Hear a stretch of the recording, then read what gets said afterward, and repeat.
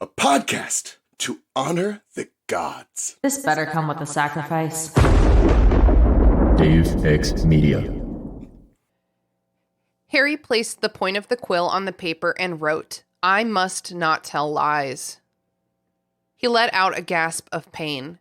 The words had appeared on the parchment in what appeared to be shining red ink. At the same time, the words had appeared on the back of Harry's right hand, cut into his skin as though traced there by a scalpel. Yet even as he stared at the shining cut, the skin healed over again, leaving the place where it had been slightly redder than before, but quite smooth. Harry looked around at Umbridge. She was watching him, her wide, toad-like mouth stretched in a smile.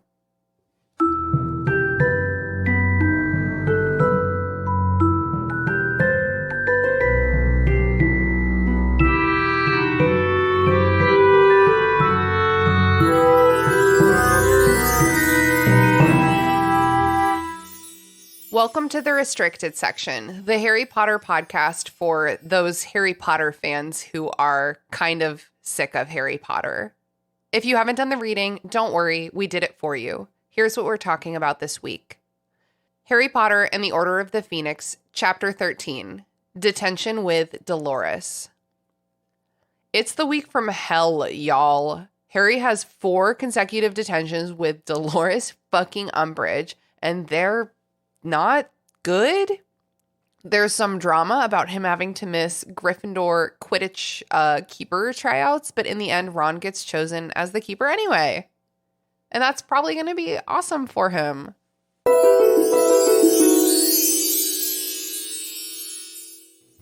Welcome to the Restricted Section, where we must not tell lies. Not on purpose, anyway. I mean, we get a lot of stuff wrong by accident, but that's not what a lie is. That's just an honest mistake. My co-host today is our new keeper, Grace. Say hello to the listeners, Grace. Hello. She's a keeper. Oh, cute. And I'm extremely excited to announce that we have a new guest with us this week. Our special guest is Talia Franks, poet, podcaster, writer, and creator. Say hello to the listeners, Talia. Hi, I'm Talia.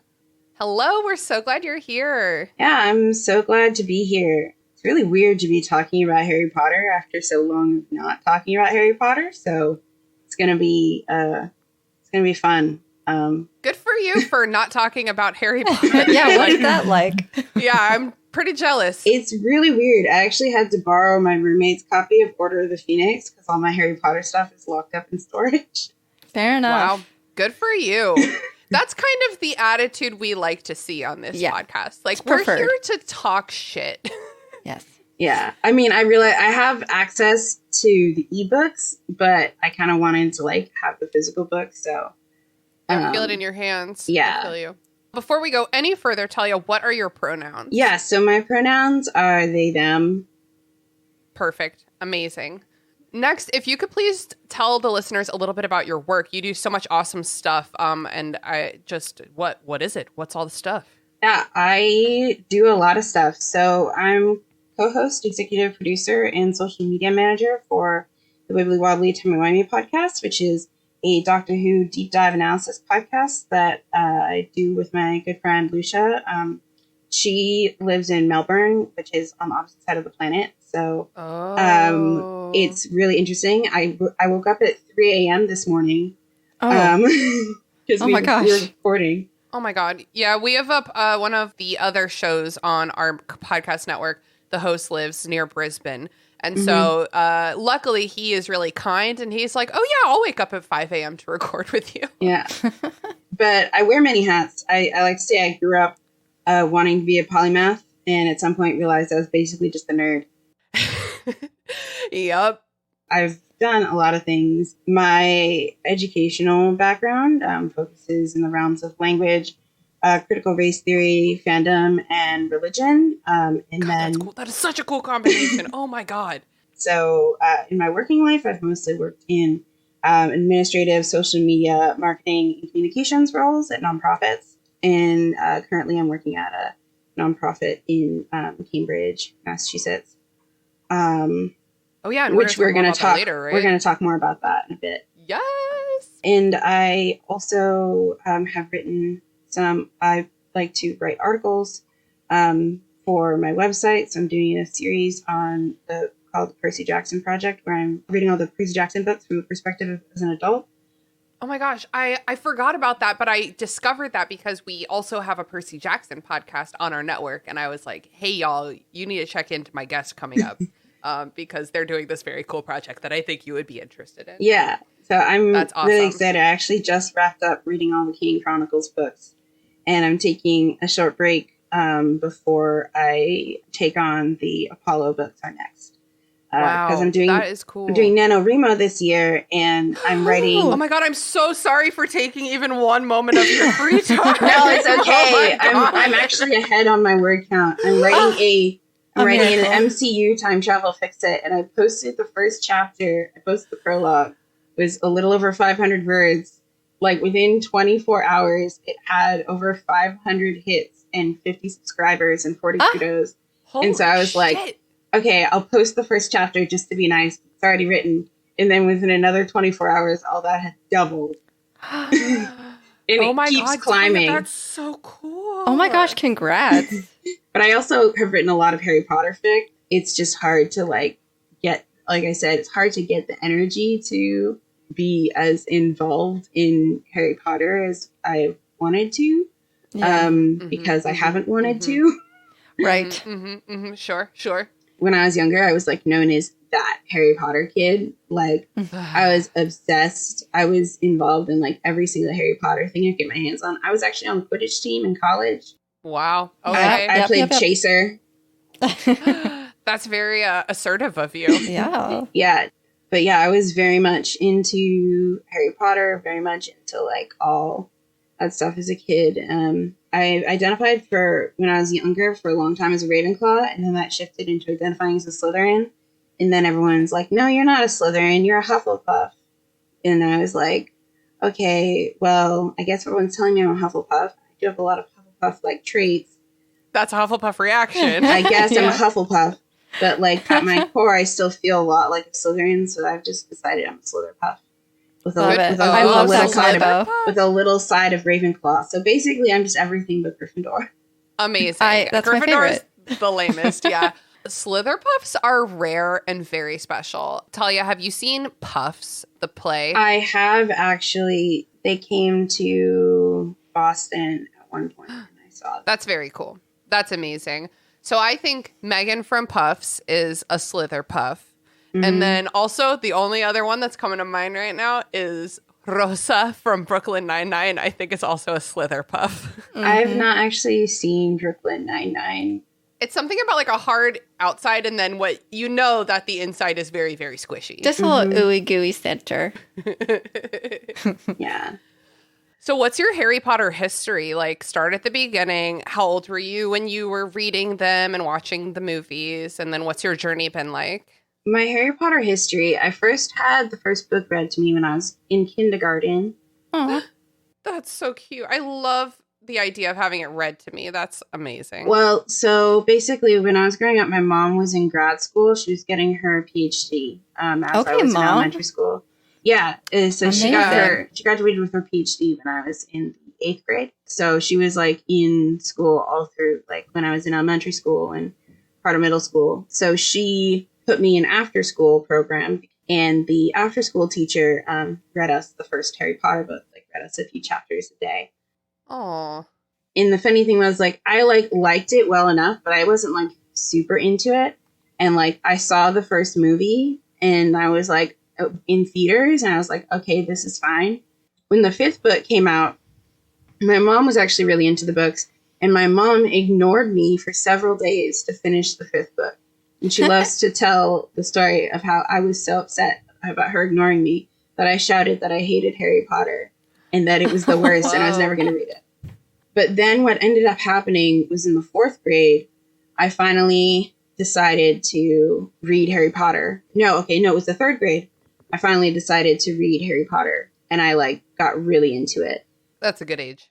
By the time the 6th book came out, I was very into it. And I remember I wanted to go to the midnight release, but I was I was 9, and I wanted to go to midnight release, but my cousin, like my mom's cousin, was getting married. So instead, we bought it in the airport, and I had it on the plane. And there were all these children crying on the plane because they were like, that person has it. Why can't I have it? And then there was like, and I remember when I found out, like I ignored my entire family. Like I read the entire plane ride. We got just there. like I your ignored mama my taught entire you. family. Yeah, just like my mom taught me. I ignored my entire family. But yeah, so I was just really into the books, like all through being a kid. Mm-hmm. But then once the 6th book happened, I like basically, there was no more Harry Potter until the 7th book was coming out. And me, precocious little 9-year-old me, I am the exact reason why people should be careful about what kids see on the internet. Because I proceeded to go find all the most inappropriate fanfic in the world at 9 years old. True. I was I, like, like, where stumbled- are they going? I with like this? I stumbled upon such inappropriate fanfic. But the funny thing was that I was like, I'm 9 years old. I shouldn't be reading this. And I restricted myself. What? Whoa. How responsible of you. What the hell? And I was like, I'm too young for this. So I restricted myself to only reading fic that was That's rated incredible. until I was Can't probably relate. like 13. Oh my gosh. Good for you. But yeah, so I discovered reading and writing fanfic at the tender age of like 9 years old. Okay. And I remember I wrote a Amazing. lot of Harry Potter Twilight fanfic by hand in a notebook. That's fun. That's I love that so much. But yeah, anyway, and so I just continued being really into Harry Potter. And I got like very online. Of course, because I was like 9 years old, I had to pretend that I was not. Right. Because like I was literally like you had to be at least 13 and sometimes 18 for most things. Mm-hmm. By the way, I'm not advocating for anyone doing this. I am saying that I am the Right. poster. You said at the beginning, I'm saying I'm yeah, the that it was poster bad. child for why people should surveil their children on the internet better. But also, I had super strict parental controls and could barely use the internet at all. And let's just say that neither one of these is the right option. Maybe Somewhere in the middle. yeah. Like neither one of these is the right option. But like I'm giving the sanitized version of the stuff I saw. This is like I'll say I got like more and more Harry Potter, and then by the time I was 16, my mom started letting me go to more like in-person stuff. The thing that I ended up going to was the Yule Ball in Boston that Harry and the Potters Nice. put on every single year. And until COVID, I went every single year in person. Wow. And then 2020 happened, And then right? 2020 happened. After everything that happened with, like, I was already really pissed off about the stuff that happened in 2019. But Yeah. in 2020, straw broke the camel's back. I wrote a very impassioned blog post on my website. And then I ended up having someone slide into my DMs at like midnight on a Wednesday being like, hey, do you want to talk to someone from the New York Times about J.K. Rowling being a TERF? Whoa. You're like, I Whoa. would love to speak about that subject. So that's how I ended up having like a 2-sentence quote in the New York Times Hey. a couple years ago. You're the most famous person I know. Mm-hmm. Thank you. Oh my gosh, that's amazing. Thank you so much for using your voice for that. Yeah.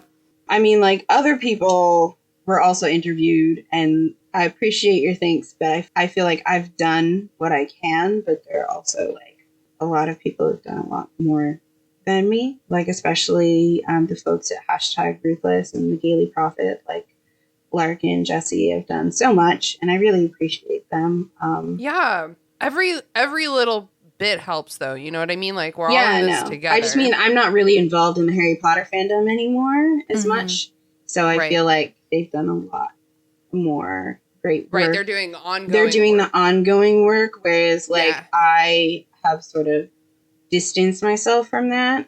Well, I'm so sorry to have pulled you back into No, it. don't be sorry. I assure you we're here to slander exclusively. Oh no, I'm here to slander. We're taltalking about Dolores Umbridge, and Exactly. she is the worst.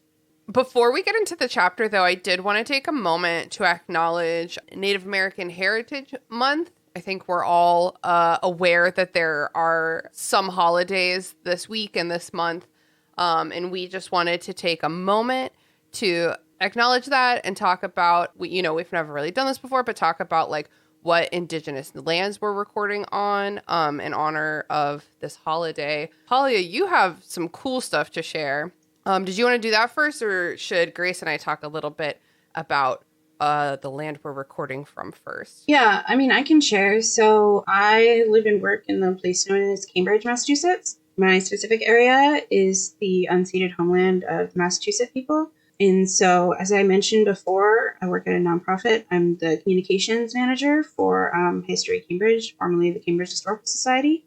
And so on our website, we have an Indigenous Peoples History Hub, which is a resource hub that is really only beginning of our continued efforts to learn from and engage with the past and present histories of Native life and cultures in the spaces that we occupy. Amazing. Because the majority of the work that we do at History Cambridge is local to the city, and because of the way that white settler colonialism has divided Native lands and displaced Indigenous peoples, the work we do with the hub is necessarily more expansive than the artificial borders that were created by colonialists that created the cities and towns in Massachusetts and in the country at large. So a lot of the hub tends to talk about this region in general, but so the resources can be applied to people not just in the Cambridge area, because this area was not always known as Cambridge. The culture and the history behind it is much more than that. And also, I think it's also important to remember that Indigenous people were here and are here, continuing to be here. Mm-hmm. Absolutely. There's a link to that hub in the show notes. That is such a cool, first of all, job to have. Such a cool thing to spend your time putting your effort into. Like, I just absolutely love that. Well, Grace and I, we live in Virginia, and an interesting thing about Virginia is, I don't know if you remember this, Grace, from like elementary school, but Virginia is fucking obsessed with its own history. Like, whoa, my God. Yes. Tell me about Virginia history, because we were the original settlements are here, so we're like, we got a lot to talk about. Cool. But the real history of Virginia is not the Jamestown or whatever, but the real history of Virginia is the Powhatan chiefdom, right? Mm-hmm. Grace and I both live on Powhatan land, which runs from, the original Powhatan chiefdom was over 100 square miles, like pretty much all of central and eastern Virginia as we know it today. And it was a group of over 30 allied Native tribes under like Paramount Chief Powhatan, a.k.a. Pocahontas' dad. Oh, yes. You probably know of Pocahontas. Yeah, the I will say the Disney representation of Pocahontas is a literal crime, and if it's not, it should be. That's actually in my notes. That yeah, it makes me so mad. But that movie is so it's just all lies. The chiefdom separated into individual tribes, so that's when we get the Pamunkey, the Mattaponi, Upper Mattaponi, Rappahannock tribes, Monacan, Chickahominy, Eastern Chickahominy, and Nansemond. So 6 of those tribes have received federal statehood status, and the others are seeking statehood status today. Great work with all of those. Thank you so much. Please consider supporting one of the tribes we've mentioned today. If you're trying to like do something nice for Thanksgiving. Specifically, I recommend donating to the Chickahominy and Rappahannock tribes because they're still seeking federal statehood status. So consider donating to one of them to support their efforts. Yeah. Happy fucking Thanksgiving. Anyway, we're here to talk about Chapter 13, Detention with Dolores.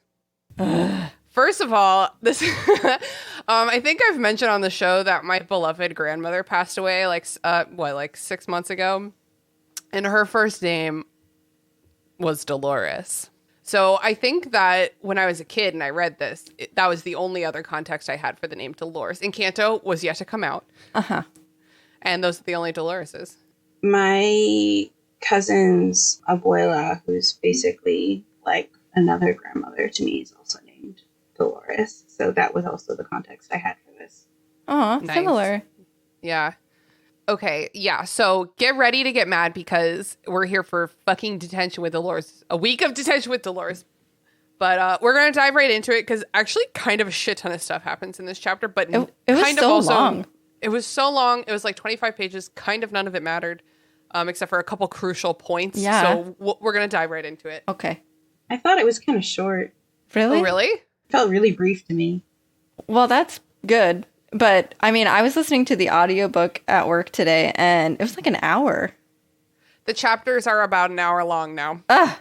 At this point in the book. Oh my God. It's a lot. So, and if you feel like this chapter was a lot of time, which maybe you did, maybe you didn't. As a reminder, this is the same day from the last chapter in the book. They're still having the first day of school. Well, oh my God. I think Harry says like this first week has felt like a month, and I'm like, I feel you, my dude. Yeah, reading it for 40 pages has been long. Yeah. Everyone heard about Harry's shouting match with Professor Umbridge. No, Umbridge. Yeah. I'm not giving her Professor. And they're all like whispering about him, but not in a way where he can't hear. They're like provoking him.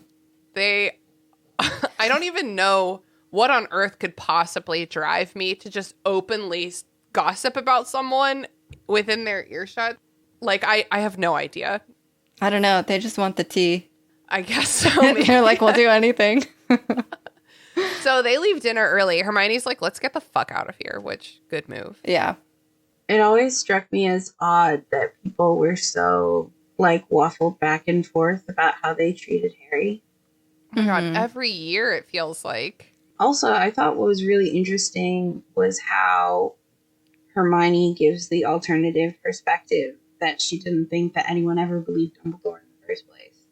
Yeah, for sure. I wrote down something very similar about she just keeps, I think, like bringing Harry down to earth over and over in this book, doing all of this emotional labor. Well, yeah, because he's just feeling the most all the time. Which, Yeah. you know, And I get it. valid. It's a I lot get it. right now.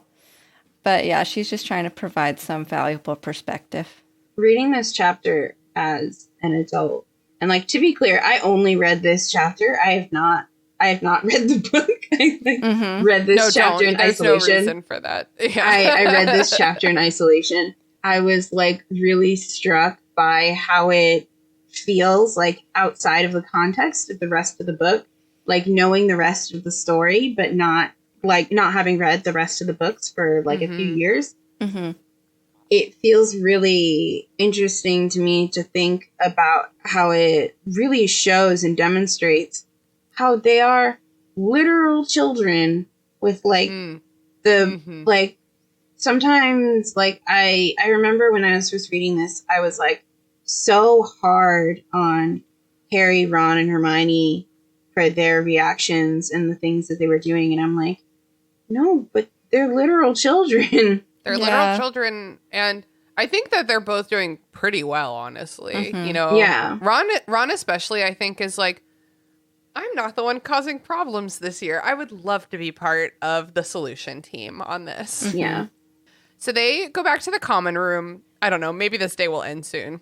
And they're just like hanging out by the fire when Hermione just like bursts out screaming. I love this. I love it for her. She's mad about how unfair it is that Dumbledore is letting Umbridge deprive them of a proper education, especially during Owl Year. Yeah.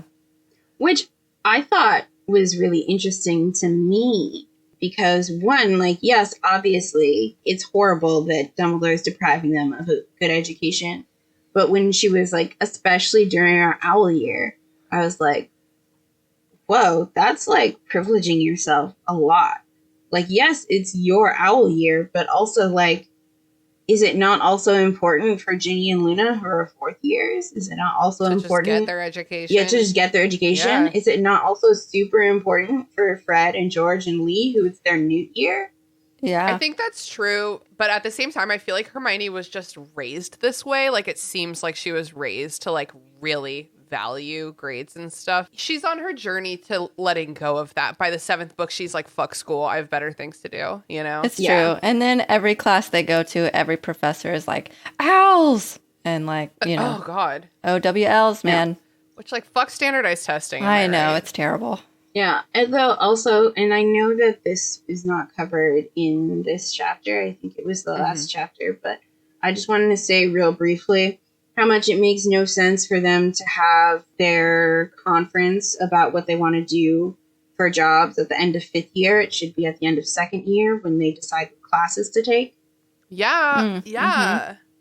I'm just saying, like, because for me, like, I remember when I was in 5th grade, I made the choice about whether or not to take Spanish or French in middle school. But the district I lived in, you were only able to take Spanish or French in high school if you had taken it in middle school. So, like, I'd wanted to take French in high school, but I wasn't allowed to because I hadn't taken it in middle school and they didn't offer French 1. I had to take Spanish. To be clear, I wanted to keep taking Spanish but take French as a second language. I took Italian as a second language instead. I don't really regret it. I love the fact that I can speak Italian. Cool. Yeah, that's a good one. I'm learning French on my own, like through Duolingo.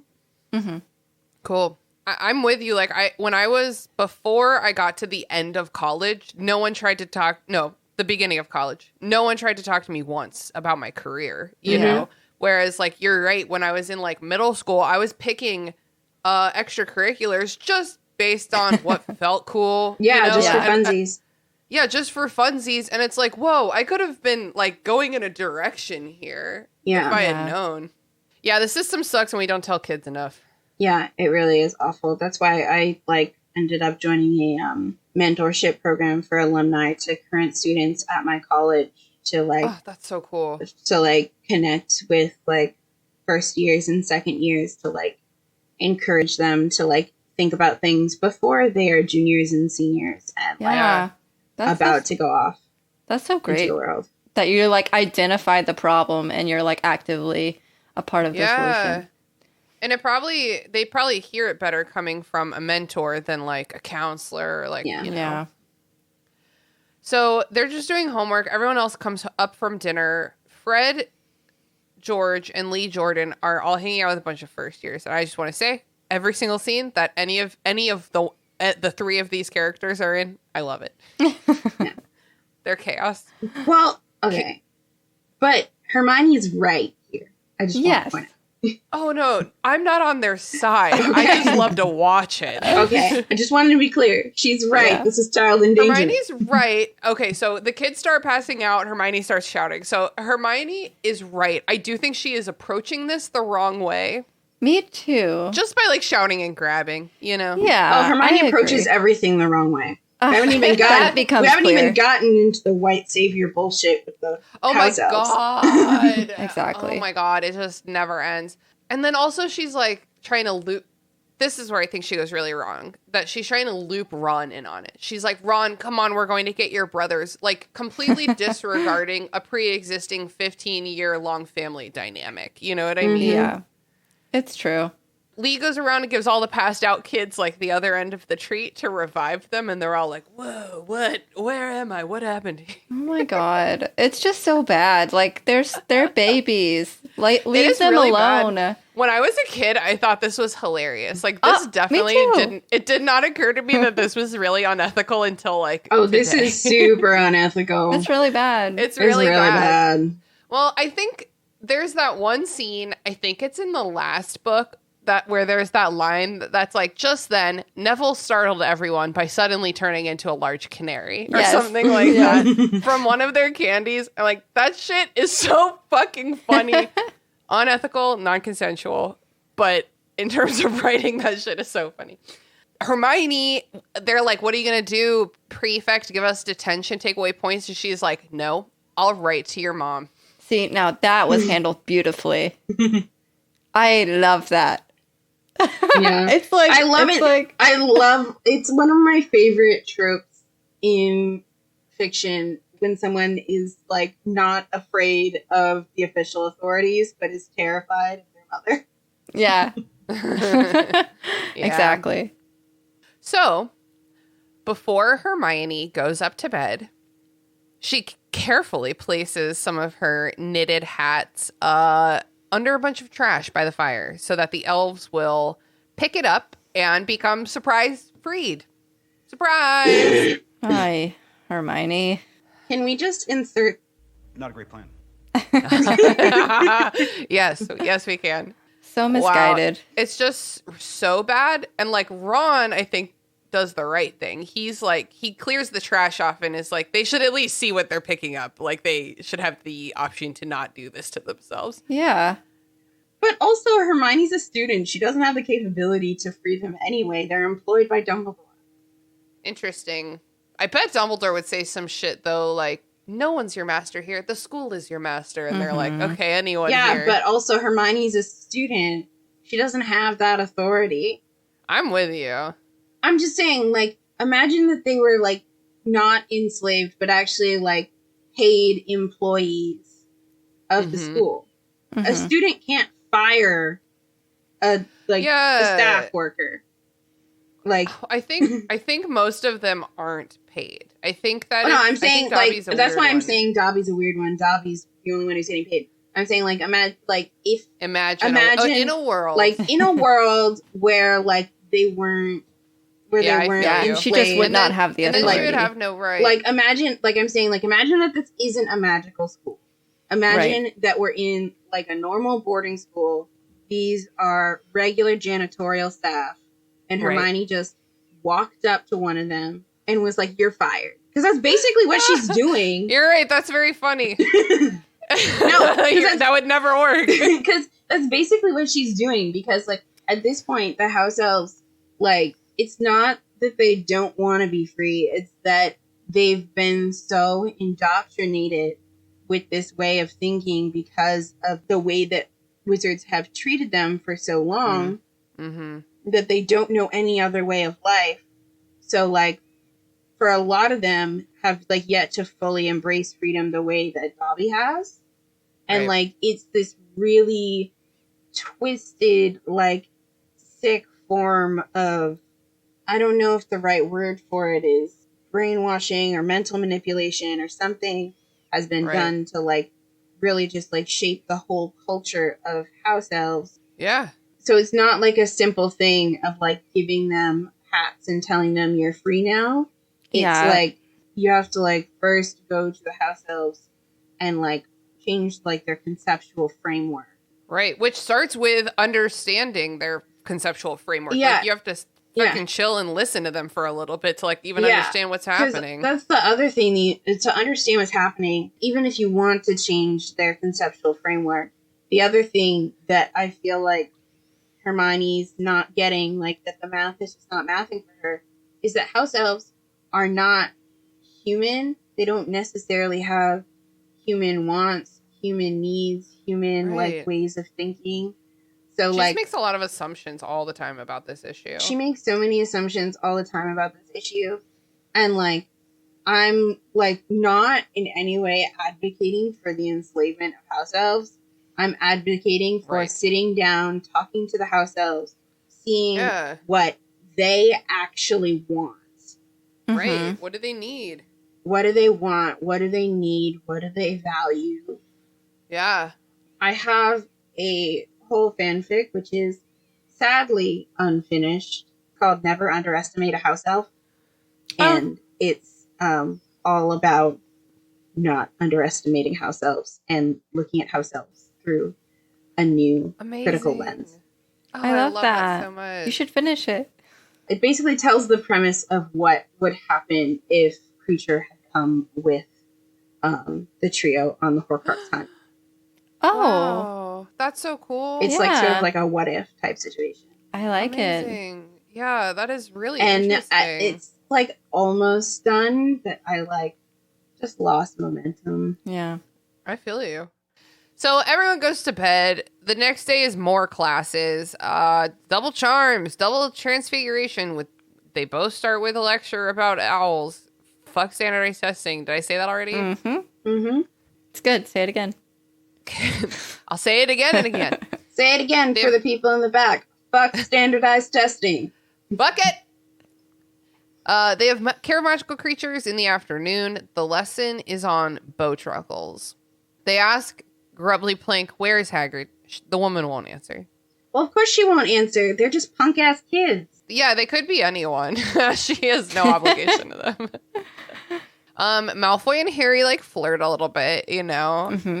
As they do. You know, their typical back and forth. Malfoy says Hagrid is messing with stuff that's too big for him. Wink. So whatever that means. Yeah. Next is herbology. When they get to the greenhouses, oh my god, I love this interaction so much. When they get to the greenhouses, Ginny and Luna and the other fourth years are coming out of the greenhouses, and Luna Lovegood marches straight up to Harry and makes a proclamation of support for him. Bless her heart. I love her so much. I love her so much. Luna is literally my favorite character in all of Harry Potter, definitely, and in several other pieces of media. Yeah. She's just great. She's the best. She got her turnip earrings, right? Everybody's laughing. I think That's bonkers. I think they're, radishes. Oh, radishes. That's so bananas to me because they just sound so cool. Like, what? They sound so cool. I bet they're cute as hell. Also, they're so delicious. I love radishes. Yeah. Really? I guess I don't know what a radish is because I just said turnip instead. No, they're like, Radishes are the little red ones that you shave onto a salad, right? Yeah, they're really delicious. Like sliced really thin. They're sort of like spicy. Not spicy like paprika. Spicy like they're really shocking. Like spicy like LaCroix. I've never had LaCroix. Really? Yeah. we call it spicy water because we're stupid. No, it's like tangy. It's like really like a really sharp taste. Like not quite bitter, but not sweet at the same time. Do you think her earrings are real radishes? I thought so. Yeah. I feel like they're real radishes that have been magically preserved. So yeah. Oh, nice. Yeah. I like it. Probably what it is because like you know that like magical herbs and plants and stuff have different properties. So I feel like the radishes must have some sort of magical property like imbued into them. So then she preserved them with magic. I mean, that's what I'd do. Yeah, love that. That's cool. The narrative is very rude and dismissive of Luna. Harry's like, yikes, thanks, I guess. And then Ernie Macmillan comes up and is like, it's still not only weirdos who like you, Harry. Like, what? Shut up about Luna, dude. She's being nice. And also Hermione says, you can do better than her. Yes. Yeah. Hermione, what the fuck? Where's women supporting women? Come on. Like, Hermione is very quickly becoming my least favorite. I know, not and a great Dolores character showed up, for and Hermione. I was like, okay, yeah, exactly. You're not my least favorite person. Steep competition. Harry has to run up to like grab dinner before detention at 5:00. Honestly, kind of abusive to schedule detention during dinner, if you ask me. There's a lot of abuse going on, okay? I guess you're right. I guess we'll get to it. And then Angelina Johnson comes up raging mad that Harry got detention during keeper tryouts. Yeah, she mad. I love her. But they mentioned in this chapter that she feels like she's channeling Oliver Wood. And I like that. That's very funny. The pressure of power is getting to her a little bit. She's like, you have to ask for Umbridge to move your detention. Like, in what world? Oh, silly Angelina. In what world would that happen? The unbelievable part is that he asks her? No, I would just lie to Angelina for sure. Just to avoid giving Umbridge the satisfaction of like having asked. I would never. Well, are you guys ready for detention? I don't want to. With Dolores. It's detention with Dolores. She makes me so mad. Yeah. On like a visceral level. I really just despise the way she has villainized the fluffy pink kitten aesthetic. Like, right. I really like and identify with that aesthetic. And she makes it seem so awful. Yeah, when I was a kid, I had a bright pink poster, and it was one of those platform high heels, a 6-inch high heel. Ooh. Like a thick, chunky platform. And inside of it was a kitten, and it said, "If the shoe fits," and I hung it upside down, right above my bed. Amazing. Yeah, that's basically like the teen version of the kitten plates that Umbridge has on her wall. Yeah. I would love some Technicolor live action kitten plates. Are you joking me? That sounds like the cutest thing ever. So I read this chapter in isolation. Mm-hmm. So I have not reread the rest of the book in forever. So I don't know if this actually happens in the book. Sadly, I don't think it does. It might have been I just read it in a fanfic. But I think I read it was a fanfic where someone pranked Umbridge so that the cat eyes followed her like creepily, and they glared at her everywhere Whoa, she. that's funny. Oh my gosh. Like the cat faces. Yeah. Because the cats always move in the plates or whatever. But like basically the cat faces just like turned into like monstrous faces that like glared at her and followed her like wherever she was. She deserves it and so much Which worse. I don't think happens in the actual book. It was just in like a sadly. revenge fanfic. That's some haunted house shit. Yeah. It was some Haunted haunted house. mansion. Harry Potter, genius, has the actual audacity to ask for Friday's detention to be moved. Yep. Obviously Umbridge says no. She's like, no, I'm not going to move this to accommodate your schedule. This is making me think. I have on my computer, on the base of my monitor, I have a sticker that says, "May you have the confidence of a mediocre white guy." I texted that just today. Yeah. I texted that just today, Grace. Yep. Can confirm. And I feel like that's the energy. That is the energy. Man, and Harry, there's whatever. He's a big old dodo head. Yeah. So she assigns him lines. Talia, did you ever have to do lines in school, like as a detention or for any other reason? I only ever got detention once in my life. Brag. And all I had to do was sit in a lecture hall and quietly do my homework for an hour after school, and then they let me go. Wow. That's pretty very cool, pleasant. actually. Yeah. Grace, what about you? Have you ever had to do lines? I never got detention. Oh, why? I'm asking the wrong crowd. I'm so sorry. No, and I did get in-house suspension once. Whoa. That seems worse. That is worse. I ended up going to the in-house suspension place, and the person who like oversaw it was like, "You're not one of my usual customers, are you?" And then I was like, "No, I'm probably not." And then he's like, "Okay, you can just go sit in that side room over there. Feel free to use your phone. I'll come get you later." Oh, Whoa. that's pretty cool. So it's like a school vacation. Yeah. Yeah, that's and what you're basically I just describing. didn't, and I didn't have to, and it was literally the last day of school, What? Oh. and so I didn't have to go back to class. And the only classes I missed were study hall and the class that had the person that was the reason I got in-house suspension. Oh, okay. Wow. Well, great. That's amazing. Christina, lines? Yeah, I mean, obviously I got detention more than once. And I also got in-school suspension once. I never had to do lines, though. But I feel like I remember as a kid, I mean, I was like a writer kid, so I just had like pens and notebooks, and I would just write shit all the time for no reason. So I feel like I probably was like, what would it be like to do lines? And like probably wrote a page or two, and then was like, this is boring. And I was just like admiring my handwriting, you know what I mean? Cute. But yeah, most of my detentions were just sit here until you die of boredom. Well, I mean, my detention was we were allowed to sit there and do homework, and I literally That's so once nice. got an award for doing my homework. I literally have What? I literally have What? a plaque. I have a little wooden plaque. Aw. That's amazing. That's Yeah, way I did- better than like perfect attendance or something. I was a Yeah, fucking nerd. I also won 3rd place in the chess tournament Oh. 2 that's years in a cool. row. See, that's the cool kind of nerd. I didn't do homework. Christina, you're very cool though. One of the cool kids. You're completely wrong about that. I was not one of the cool kids. It was the best of neither world. You know what I mean?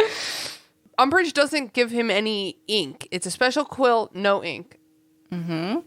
I mean, we all know what happens. Like, we all know he starts writing the lines and they show up in blood red ink. What did Harry think was going to happen? Did he think it was just like a pen? I mean, he grew up in the Muggle world. He must have thought it was a pen. He doesn't use his brain enough in moments like this. Like, he is not thinking critically about the situation at hand. No. I mean, not like he could have done anything different. Right, like, there's just not much. He could have, after the first detention, gone to a teacher? Wow, yeah. Gone to McGonagall? Or, We'll talk about that. maybe he could have left the detention and, like, gone to McGonagall and told McGonagall, this woman is torturing me? Yeah, it's torture. I think I would have done that too. But Harry's like, we're in a war Harry's now. like, this is personal. Yeah. So stupid. No, I mean, like, could not be me. If someone was trying to get me to carve stuff into my flesh, No. I would absolutely be running to a t-shirt. Yeah. Yeah. Especially the top of my hand where I can see all my bones and veins, like maybe my ass cheek or something, but like not my hand. On the one hand, if it was a phrase that I actually liked, it might be an interesting way to give myself a tattoo. Oh my God. But it sounds really painful when I could just go to a tattoo artist. Right. Yeah. Which is still painful, probably not nearly as painful. Actually, I find tattoos really relaxing. I've nearly fallen asleep multiple times while getting tattoos. Wow, brag. That is so cool for you. I almost broke down crying when I was getting my werewood tree on the side of my the tickle zone. So did Umbridge like invent this quill or Oh my God, or is it like a ministry sanctioned torture device? yeah, like I just like where did she get it? I've seen a few different interpretations of this in different Okay. fanfics. Hit me. Yes. So, like, some interpretations of this are that it's like an official ministry device that she's abusing. That, like, people will say, like, oh, so most people call it a blood quill. Mm-hmm. I don't think it's given an official name in the book, but basically, people will say that the quill is used for like signing official documents, like Name and blood. like signing your name in blood. Wow. And it's only supposed to be used for like special legal agreements, and this is like a severe abuse of power, and that she never should have had it. And that's like a really common interpretation I've seen. Another really common interpretation I've seen is that Umbridge is a sick fuck who invented them as a torture device. Right. Okay. So this is two takes I've seen. Yeah, I could see Both, both it going either way. I could see it going either way. So anytime I see either one show up in a fic, I'm like, sounds legit. Honestly, like compared to like all the stuff that like the CIA in America has done, like I'll believe the government would do any fucked up thing. Yeah. Yeah. The bar is in hell.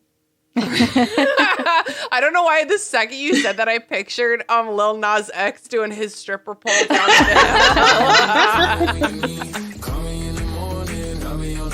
hill. So he does his lines for hours and hours until Umbridge is satisfied. She's like looking at him to get for a reaction, and he doesn't give it to her because this is personal. Exactly.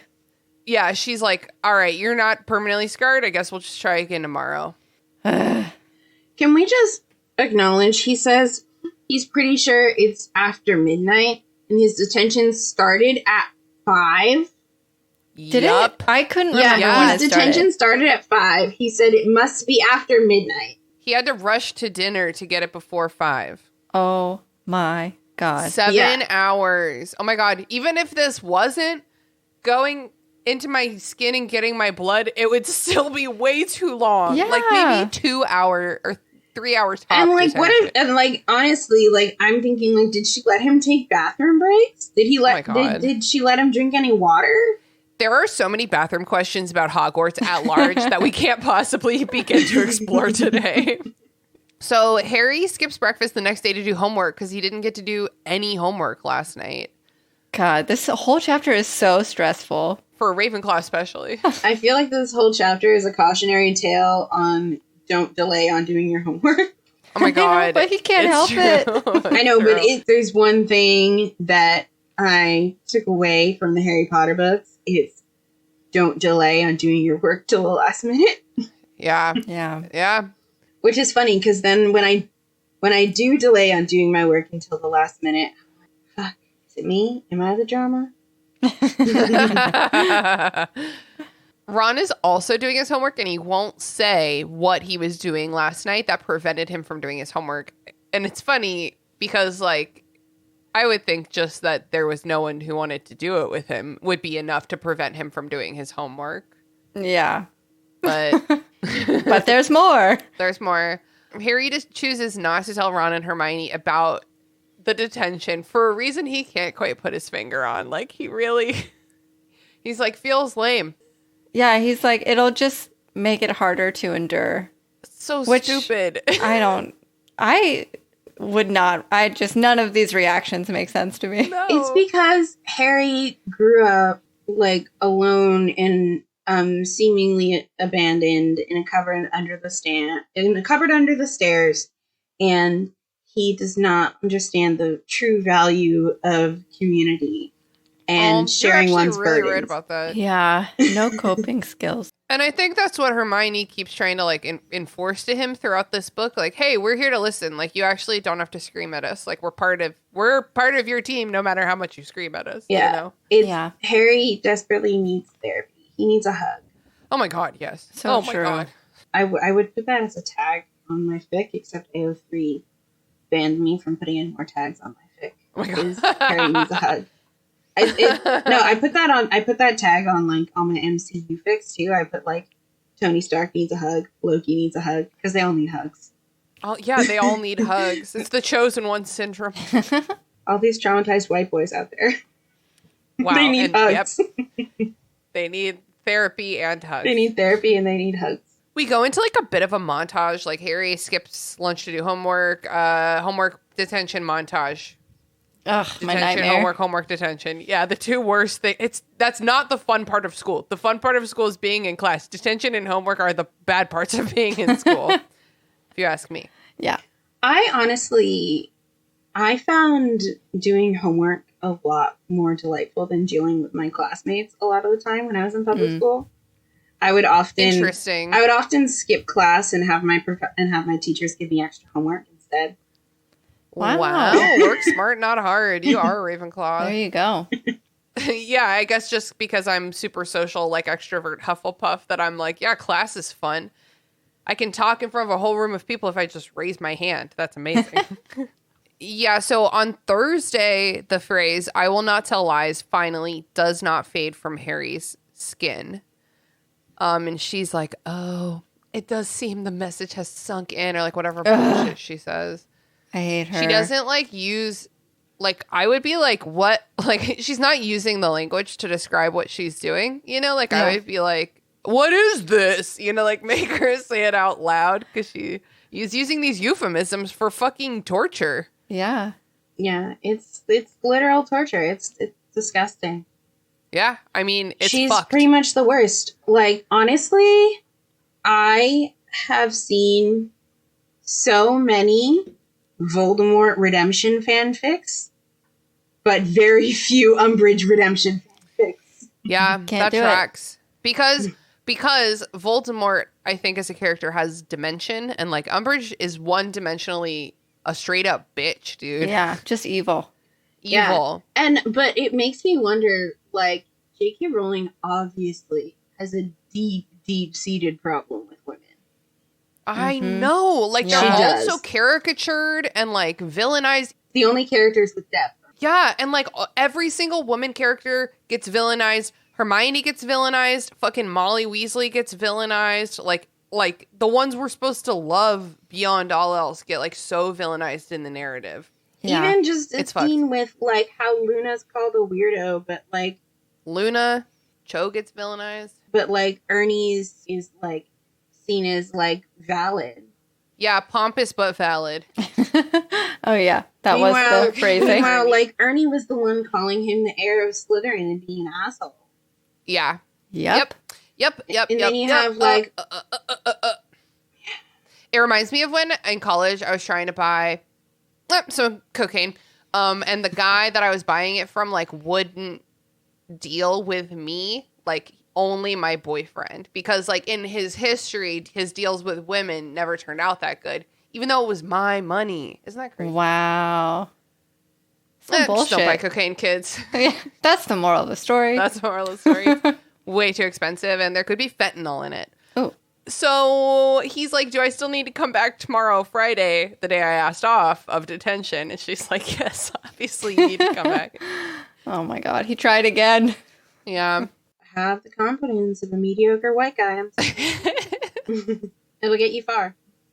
It'll get you farther than you could have ever dreamed. And you'll be like, how the hell did I get here? On the way up to the common room, Harry encounters Ron, who is hiding from having to discipline Fred and George. And also hiding his broomstick behind his back. Hiding his broomstick. He's trying out for Gryffindor Keeper. Mm. This is such a cute little interaction, though. I love this. It is a very cute, wholesome interaction of them trying. They're both being supportive of each other. They're both being shocked by each other and supportive of each other. Because Ron notices the scars on the back of Harry's hands, and Ron is not happy about this. It says he looks sick. Like, he looks like so affected, which as he should. His honey is wounded. I have a variety of characters that I ship in the Harry Potter universe. I have a philosophy of that I will read almost any ship at least once. Yes, totally. I even read a Snape Luna fic once. Wow. I didn't hate it as much as I expected. But I'm just pointing out, I will read any ship at least once. I get it. If nothing else, then out of morbid curiosity. Yeah, I feel you. But I really, really like Harry, Ron, and Hermione, the Golden Trio, as a ship. That's the ship in Never Underestimate a House Elf. Oh, I love that. There you go. Yeah, I mean, Ron and Harry do both need Hermione's brain at all times because they're just brain empty, no notes so much. Yeah, like they struggle so hard. Their entire vibe is brain empty, no notes. We threw out his name. What day is it? It's Friday. Finally. I know it's Wednesday, but it's Friday. It's Friday, Friday, Friday. Everybody's looking forward to the weekend. Thank you so much. I'd almost forgotten that song. Yeah. So close. How could you forget such an iconic ballad? Harry's in detention, surprise, surprise, and he can like kind of see the Quidditch pitch, and he like catches some glimpses while he's doing his lines. Mm-hmm. When it's time for him to be done with his lines, Umbridge grabs his hand, and then he gets a searing pain in his scar. So many scars on his body right now. That's probably not important. That's probably not important. Yeah, Umbridge is like, you're good. Get out of here, champ. Can I just say, like, she touches him too much. Yeah, I don't kind of goes like along it. with her like saccharine. She's like playing this act of like a matronly like saccharine caretaker, and I feel like the touches are like part of that. Like the way that like Molly Weasley touching him would be normal. I feel like she's trying to like emulate that kind of like, see, because we're friends. I'm sure we're going to be very good friends. Yeah, and she just like scarred him for life. It's fine. Ugh, she like grabs up his hand. Disgusting. It's just very uncomfortable for me. Yeah, me too. Yeah. As much as I hate what happened, as much as I hate Umbridge as a character, I hate what happened to her. It makes me so deeply uncomfortable and stressed because, like, the fact that, like, Hermione, like, lures her into the Forbidden Forest, and I know this is getting ahead, but I'm not going to be on that episode, so I have to say it. Yeah, that's okay. We're all spoilers all the time. Lures her into the Forbidden Forest and, like, has the centaurs take her away. When you think about like the history that centaurs have in mythology of like taking women, and when you think about the implications of what happened to Umbridge when she was like taken into the forest and traumatized and won't speak about what happened. Yeah. I mean, that to me as an adult is like the only obvious reading. When I was a kid, that super never occurred to me. Yeah, same. Like, I think luckily, like, that wasn't something that was in my head yet when I was a kid. Mm-hmm. And I just thought that she had some, like, noise and motion trauma, you know? Like riding a roller coaster when you don't want to. Yeah, no, I studied Greek and Roman mythology fairly extensively, so I was fully aware. Wow. Oh, yeah. I mean, yeah, it does seem, it's fucked. That's fucked. And we'll talk about it more when it happens. Harry runs up to the common room. He's shook because of his scar hurdy. But Ron has been made keeper, so he's celebrating now. Sorry, you're celebrating despite your trauma. He's like bleeding everywhere. He's like, I yeah, I'm know. so happy for you, man. Yeah. Hermione is asleep in her chair with her like beer tipping over. Oh my God. Tell me you haven't found a friend that way in your life, because I feel Tell like me that why happens to I'm me, like, that once a friend. month. That's me. One time, my friend Drew was like drinking a beer, and we were all watching TV together, and the beer, like, all we heard was like the beer fell, and he turned around and looked at the dog and was like, Polo, and we were all like, Polo, like Polo knocked out of his hand, but then Drew was like, nah, I fell asleep, Polo didn't do anything, but like a whole room of people had turned and Justice for Admonished Polo. this I, dog. I God. thought you were about to say that someone shouted out Marco. Oh, that would have been good. That situation has never happened. Oh, man. I've been there. Been there, Hermione. It'll happen to you eventually. Just grab up the beer. I don't usually drink beer. I'm kind of really bougie. I only drink expensive whiskey and wine. Oh. That's great, though. I actually just remembered another story when my husband Sean and I had just bought our brand new couch, and we had just assembled it. And like the first weekend we had it, Drew again had a beer on it and fell asleep and spilled the beer all over it. I feel like most of the Drew stories I hear involve him being kind of asleep. And or wasted. They Yeah, go well, hand in it's like, hand. you know, one and the same sometimes. There's that one time Zach was like, should we call an ambulance? Because That's the Drew one I was was like thinking of. non-responsive. And I'm like, Yes. no, he does this all the time. Did Haley throw water on him? What happened? Haley brought his fiance Rachel water to throw on Okay, him okay, and let okay. her do the honors, That sounds which right. she gleefully did. And She that was woke so him happy right to up. do that, yeah. Okay. Angelina, love this scene so much. Angelina comes up to Harry and is like, hey, your bud, he's not good. But I'm hoping that with the power of friendship, we can make him good, pretty much. Yep. Not the power of friendship. I love that Angelina's like, I'm going to level with Harry. Because, like, I feel like she's like, well, he'll know if I don't. we should talk about it. It's like very much like, I'm a level with you. This girl was better, but she's got commitments. This guy was better, but he's an asshole. Yeah. So your friend was the third choice. He's the one. You got to get him And, to shape up. Yeah, Better he's your shape up. problem now, basically. Harry goes over to Hermione and confides in her about his scar hurting when Umbridge touched him. Hermione's like, go tell Dumbledore. They bicker back and forth a bit. Harry's like, whatever, I'm going to bed. Tell Ron I'm going to bed. And Hermione is like, oh God, no. Now that you're leaving, I can also leave without being rude, which is relatable. Mm-hmm. And that's the end of the chapter. And that's that. Wow. I'm exhausted. Yeah, I'm exhausted too. Talia, is there anything that we like skipped over that you want to circle back to, or anything that you want to drive home that we did talk about, or any final words about the content? Just the not giving her the satisfaction. That's why you're not going to Dumbledore. It's bad. It's Harry, bad reason. babes, you are 15. It's bad. You are a child. Yeah, I guess he's just not used to having any reliable adults in his life ever, especially because Dumbledore is being cold to him this year. Yeah. That's really, Dumbledore, like, can you see what you're doing? You're, like, alienating your hero right now. I would like to posit that Harry has never had anyone ever be reliable in his life. Except Molly and Arthur Weasley, perhaps. Yeah. No. As much as they can, which I guess is not consistent. They still allow him to be sent back to the Dursleys. They still keep information from him You're right. that is You're valuable. totally right. Especially at the beginning of this book. So I think that, no, I don't think that Molly and Arthur Weasley can be trusted. I don't think that Harry fully trusts anyone.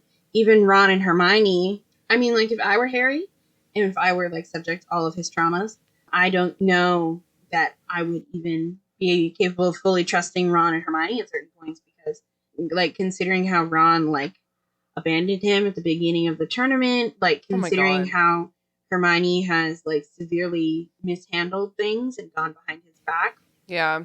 in his best interest. I think, if I were Harry, I'd very much want to do like the lone gunslinger thing, because Harry can't trust anyone.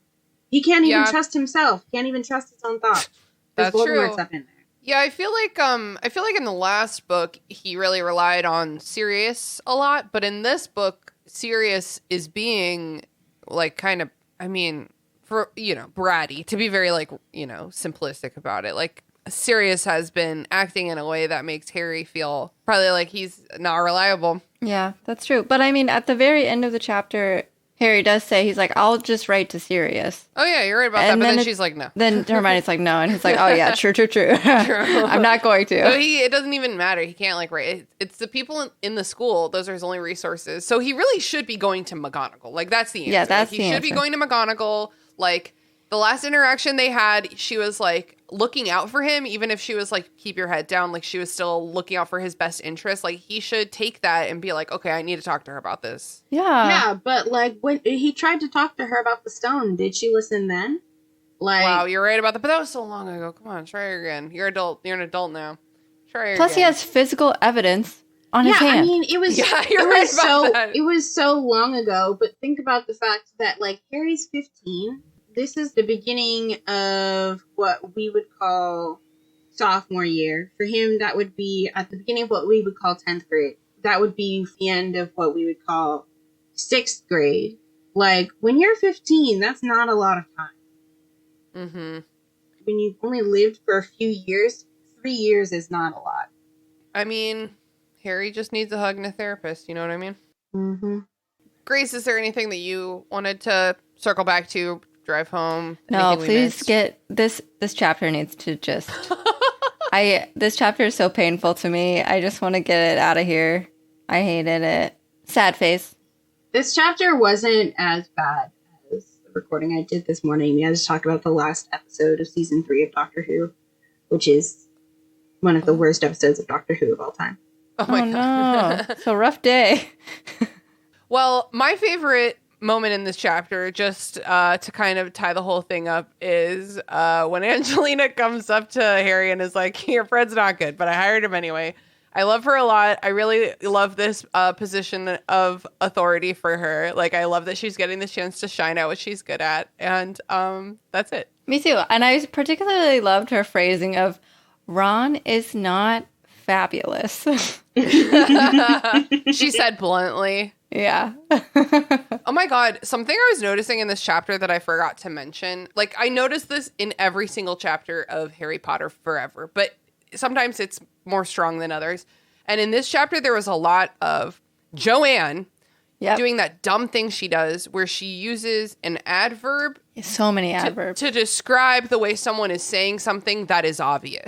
So, like, don't go up there. It's dangerous, Hermione said warningly. You don't need to say warningly. She is warning. Yeah, There's one where it's like, something fucked up, Ron said darkly in this chapter. And it's like, the thing he said is dark. It's not like he said it darkly. Well, I actually just opened to a random page and it says, well, they were right, weren't they? Hermione said impatiently, or said Hermione impatiently. I remember acidly was one. Acidly? Wait, where's my book? Oh my God.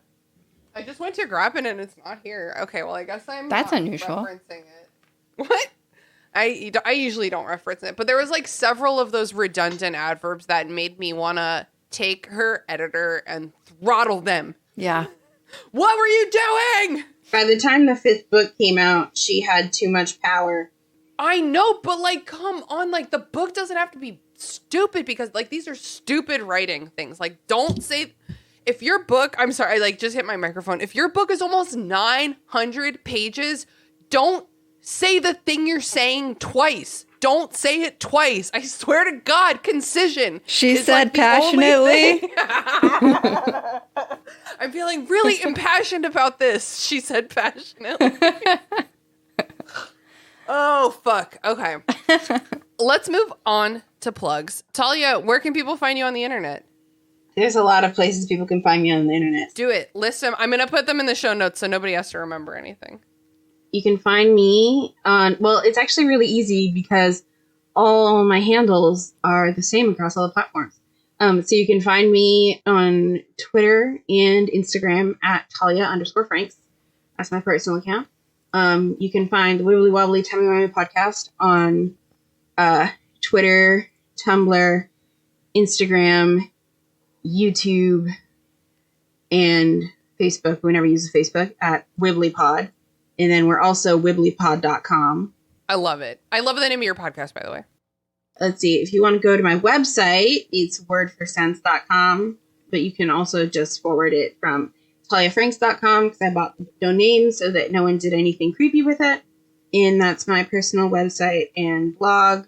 If you want to find my fanfic, I'm Jess Molestiel on AO3. Or you can go to my fanfic website, jessmolestiel.com. It's a portmanteau of Jessa, Malik, and Destiel because those were the ships I was really into in 2016 when I made my AO3 profile. Cool.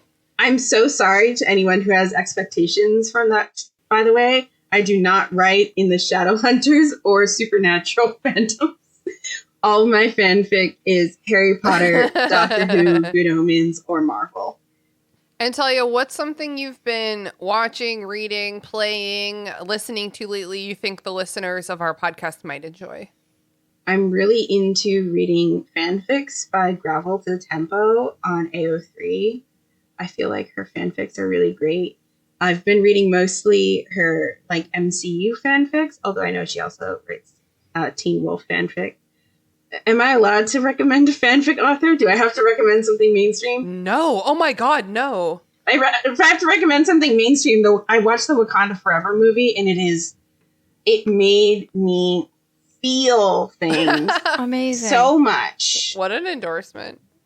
I think it's probably my favorite movie in the MCU now. Yay. Cool. Oh my God, what high praise. Thank you so much. I love those recommendations. I love that you gave like a super indie one and then you gave like the most mainstream. It's a good balance. It is. Yeah, I gave like a very niche, like, you should go check out this fanfic author on AO3. And then also, you should go check out one of the biggest movies that has come out. Good balance. Grace, where can people find you on the internet? Well, people, if you aren't already, you should be following Christina and my company, Wildling Press, on all of the socials at Wildling Press. And speaking of Wildling, yesterday, The Tarnished released officially. Oh my God. I know. Oh my God. Yes. Amazing. Like I've been working on this for so long, but I'm like shocked that you just said that. I know. Woo. So, if you haven't heard of The Tarnished, then first of all, where have you been? Second of all, you probably haven't heard of The Blameless, which is the first in the series. And if that's the case, hurry up and read The Blameless so that you can read The Tarnished. Mm-hmm. I'm so excited. So good. Yeah, okay. Great plug. Thank you. But I have another one too, though. Okay. That was a business plug. This is your personal plug. Exactly. I got you. In case you're going to a Thanksgiving dinner and you need like a quick thing to bring, I recommend a delicious recipe, a pumpkin snickerdoodle cookie from Cambria Bakes. It's just a delicious little cookie. It's got everything you need, some fall flavors. You don't need a mixer to make it. You don't even need to chill the dough. So you can make it real quick in a pinch, and they're super yummy. So, ooh, I love when you plug recipes, Grace. I feel like I'm just going to do that from now on. Yeah, hell yeah. Awesome. Well, thank you so much. I've been your host, Christina. You know where to find me, and I'm going to carry on with my, I'm doing my podcast plug marathon. I've separated all the podcasts that I listen to into genres, and I'm plugging a genre every week just because I'm kind of out of plugs that I'm doing right now. So this week I would love to tell you guys about the social justice and like political podcast that I listen to. I listen to Visible Women, which is a podcast about women's issues across the world. I listen to Megacorp, which is about like monopolies, and they have had one season so far, and it was about Amazon. I listen to 5-4 podcast, which is about why the Supreme Court sucks. I listen to The Shit Show, which is like current events and news through, you know, like a leftist lens from these cool Australian producers. I listen to Behind the Bastards, which is kind of a history podcast, but It's really about like the shittiest people in history, including like today kind of also, which is why I put it in the social justice politics section. And then the final podcast I listened to in this category is Why It Matters, which is produced by the Council of Foreign Relations. And it's about like the biggest issues plaguing the earth today, like a lot of like environmental stuff, humanitarian stuff. So I recommend all of those podcasts wholeheartedly. Cool. Yeah, those all sound like great podcasts. They truly are. I'm like out of breath now. These take so much air to say. Talia, thank you so much for joining us on today's episode. Yeah, it was great being here. Thank you so much for inviting me. It was fun to get the chance to flex my latent Harry Potter muscles. And it was very serendipitous considering when this episode's coming out and like your work with, you said they're called History Cambridge now, is that right? Yeah. That just happened. Nothing on this podcast when it comes to scheduling is ever planned. It always just happens by accident, and it was perfect. So thanks again, Talia. It was a lot of fun. Yeah. Thank you. And Grace, as always, thank you for being my co-chair. And thank you, Christina, for being just such a lovely host. Oh my God. Oh my God. You're so welcome. And that's the end of the episode. Crushed it. Crushed it. That's it, potheads. Thanks for listening to the restricted section. This podcast is produced and hosted by me, Christina Kahn. Our theme music was produced by Ryan Kahn. Our logo was designed by Michael Hardison. Please connect with us on Twitter @RestrictedPod, on Instagram @RestrictedSectionPod, on Facebook @RestrictedSectionPod, or in our Facebook group, the Restricted Section Detention Crew. Join our Patreon to get access to our Discord server, our bonus episodes, and other cool perks. We're also very happy to be a member of Deus Ex Media, where all you fucking nerds can find all kinds of fandom podcasts to suit your fancy.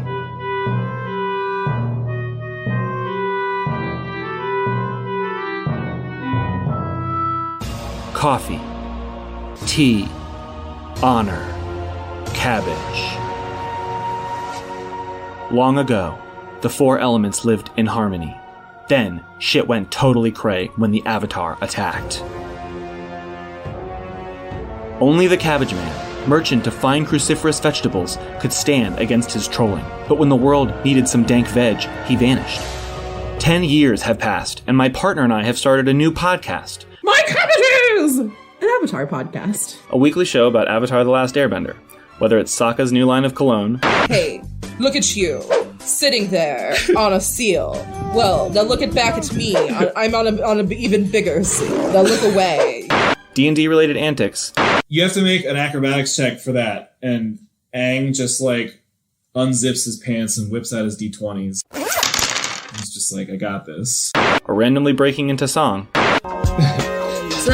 Go bending waterfall. We'll stumble our way through the greatest show ever made, one episode at a time. Rotten cabbages? What kind of slum do you think this is? I think that I have a brain block because Talia in Percy Jackson is like with a TH, and there's a lot of contention about whether it's Talia or Thalia. Well, that's a different name, actually. Oh, it has like a different root? Yeah, that's a Greek name. My name's a Hebrew name. That's very cool. I did not know that they were different. Yeah. Either way, it's beautiful.